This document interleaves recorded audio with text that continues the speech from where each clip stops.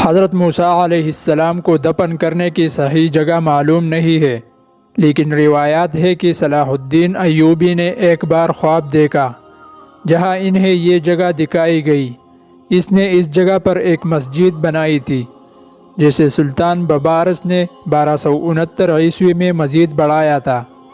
مقام جیرکو سے 11 کلومیٹر جنوب اور یروشلم سے 20 کلومیٹر مشرق میں واقع ہے۔ قرآن مجید میں موسیٰ علیہ السلام کا نام 136 مرتبہ آیا ہے، جو کہ کسی بھی دوسری نبی سے زیادہ ہے۔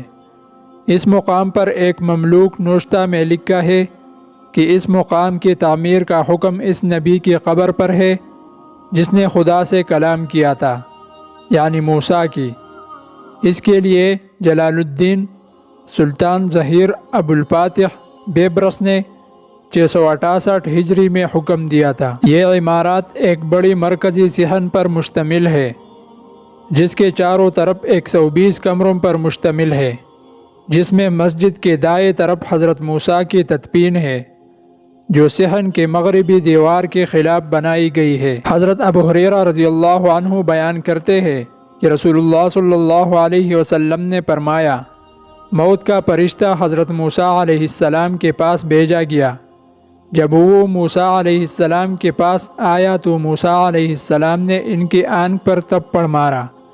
فرشتہ اللہ کے پاس واپس آیا اور کہا کہ آپ نے مجھے ایک ایسے بندے کے پاس بھیجا جو مرنا نہیں چاہتا۔ اللہ تعالیٰ نے فرشتے کو حکم دیا کہ اس کے پاس واپس جاؤ اور اس سے کہو کہ اپنا ہاتھ بیل کے پیٹھ پر رکھے اور اس کے نیچے آنے والے ہر بال کے بدلے اسے 1 سال کی زندگی دی جائیں گی۔ موسیٰ علیہ السلام نے پوچھا، اے رب، اس کے بعد کیا ہوگا؟ اللہ تعالیٰ نے فرمایا، پھر موت۔ حضرت موسیٰ علیہ السلام نے فیصلہ کیا کہ اگر ایسا ہی ہے تو کیوں نہ ابھی۔